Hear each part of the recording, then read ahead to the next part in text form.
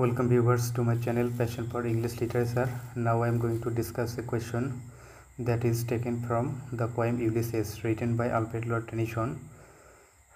The viewers, those who have not subscribed to my channel are requested to do so, and thank those who have already subscribed to my channel. So viewers, the question is, does Ulysses represent Victorian philosophy of life? যে Ulysses Victorian জীবন দর্শনের প্রতিনিধিত্ব করে কি, এটাই হচ্ছে প্রশ্ন। এখন আমরা দেখব যে ইউলিসেস কবিতার যে বক্তা ইউলিসেস, সেই ইউলিসেস ভিক্টোরিয়ান জীবন দর্শনের প্রতিনিধিত্ব করে কি না। Though it is believed that Tennyson composed Ulysses soon after the death of Arthur Hallam to shake off the deep shock, the poem is largely an embodiment of the Victorian spirit. তো যদিও এটা বিশ্বাস করা হয় যে এই Arthur Halam হচ্ছে Alfred Lord টেনিসনের বন্ধু, সেই বন্ধুর মৃত্যুর পর আলফ্রেড লর্ড টেনিসন খুবই শকড, মর্মাহত বা আঘাতপ্রাপ্ত হয়েছেন, মানসিকভাবে ভেঙে পড়েছেন। সেই গভীর শক বা গভীর আঘাত, মানসিক আঘাত দূর করার জন্য আর্থার হালামের মৃত্যুর পর শীঘ্রই তিনি ইউলিসেস কবিতাটি রচনা করেছিলেন। After Hallam's death, the poet felt the need for going forward and braving the struggle of life. এই আর্থার হালামের মৃত্যুর পর কবি সম্মুখে অগ্রসর হওয়ার প্রয়োজন এবং জীবন সংগ্রামকে সাহসের সাথে মোকাবেলা করার প্রয়োজন অনুভব করেছিলেন। But the poem is more than that personal issue. কিন্তু এই কবিতাটা হচ্ছে তার যে ব্যক্তিগত বিষয়, সেই ব্যক্তিগত বিষয়ের থেকেও বেশি কিছু। The poet successfully changes the personal feeling into an impersonal spirit. এখানে কবি সফলতার সাথে তার ব্যক্তিগত যে অনুভূতিকে অবৈক্তিক মনোভাবে রূপান্তর বা পরিবর্তন করেছেন। By choosing a suitable mythical character, the poet takes the advantage of presenting national philosophy of action and adventure in an objective way. একটা উপযুক্ত পৌরাণিক চরিত্রকে বাছাই করে কবি ইন অ্যান অবজেক্টিভ ওয়ে, মানে বস্তুনিষ্ঠভাবে, অর্থাৎ নৈর্ব্যক্তিকভাবে, তিনি নিজের ব্যক্তিগত বিষয় শুধু বলে নেই, সামগ্রিক বিষয় বলছেন। তিনি বস্তুনিষ্ঠভাবে জাতীয় কর্ম এবং দুঃসাহসিক কর্মদর্শনকে উপস্থাপনার একটা সুযোগ নিয়েছেন। Tennyson chose Ulysses, the mythical hero, as the speaker of this poem. Alfred Lord Tennyson এখানে এই পৌরাণিক যে বীর, সেই পৌরাণিক বীর ইউলিসেসকে এই কবিতার বক্তা হিসেবে বাছাই করেছেন। Ulysses returned home after 20 years. Ulysses 20 বছর পরে বাড়িতে ফিরে এসেছিলেন। But the old warrior who fought in the Trojan war could not enjoy the bliss of family life.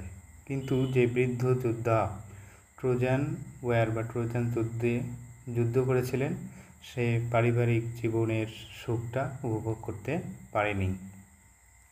His heroic spirit yearned for more knowledge and adventure. তার যে বীরধর্মী মনোভাব বা বিরচিত মনোভাব, সেটা আরও জ্ঞান এবং দুঃসাহসিক কাজের আকাঙ্ক্ষা করেছিল। So he made arrangements for a new adventures. তাই সে কী করেছেন, যে নতুন দুঃসাহসিক অভিযান বা দুঃসাহসিক কাজের জন্য ব্যবস্থা করেছিলেন। This philosophy of action and adventure of Ulysses has been suggested in this poem. তাহলে ইউলিসেসের এই কর্ম এবং দুঃসাহসিক কর্ম দর্শনটাই এই কবিতার মধ্যে ইঙ্গিত করা হয়েছে। The Victorian period is well known for its enrichment of knowledge, expansion of empire, and growth of economy.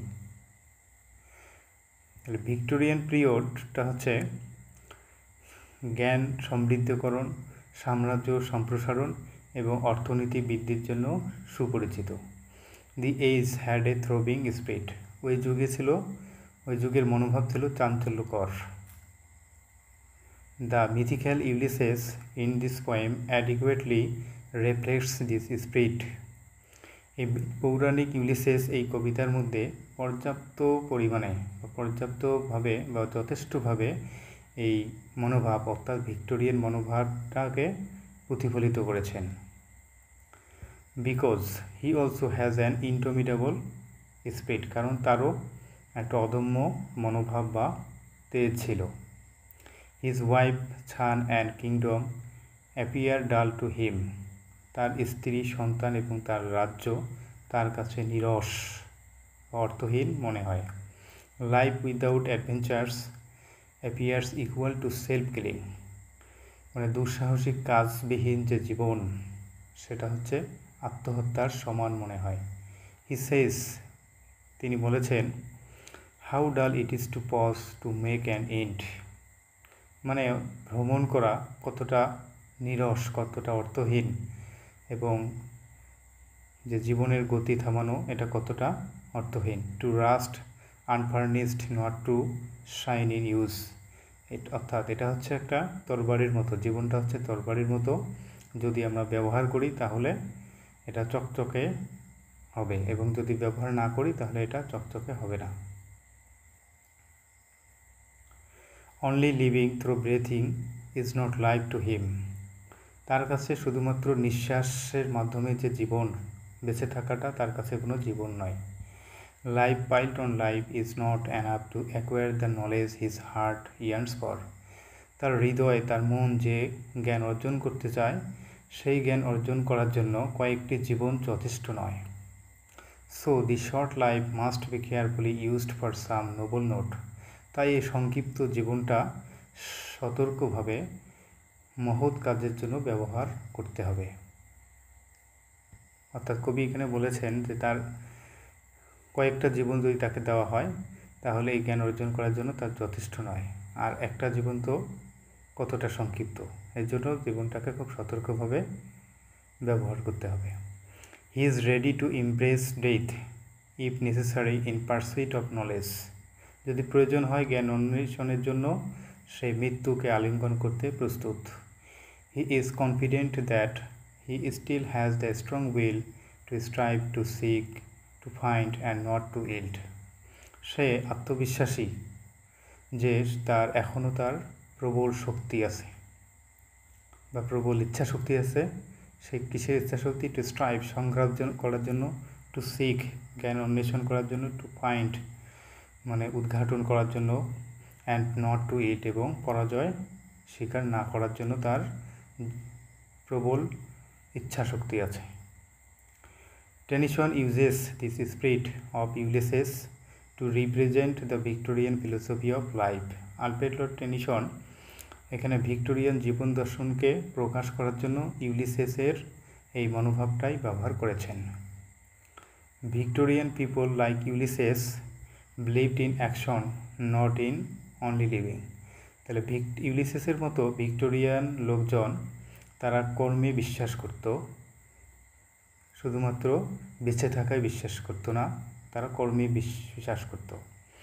They in fact thrived in action in geographical and philosophical exploration, তাহলে সে ভিক্টোরিয়ান পিপল মূলত কর্মে উন্নতি করত, তারা কর্মে চঞ্চল ছিল। সেটা হল সে কোন ধরনের কর্ম? জিওগ্রাফিক্যাল অ্যান্ড ফিলোসফিক্যাল এক্সপ্লোরেশন, ভৌগোলিক এবং দার্শনিক যে উদ্ঘাটন, সেই উদ্ঘাটনে তারা খুবই চঞ্চল ছিল। তারা ইন দিস পোয়েম, এই কবিতার মধ্যে Alfred Lord Tennyson successfully captures that spirit of his period, এই কবিতার মধ্যে আলফ্রেড লর্ড টেনিসন তার যে সময়, তার সময়ের ওই মনোভাবটাকে এই কবিতায় বন্দী করেছেন। Ulysses therefore represents Victorian desires, অতএব ইউলিসেস এখানে ভিক্টোরিয়ান যে ইচ্ছা আকাঙ্ক্ষা, দুঃসাহসিক কাজের জন্য, দুঃসাহসিক কর্মের জন্য যে ভিক্টোরিয়ানদের ইচ্ছা আকাঙ্ক্ষাকেই প্রকাশ করেছেন। It captures the whole gamut of life in the Victorian period,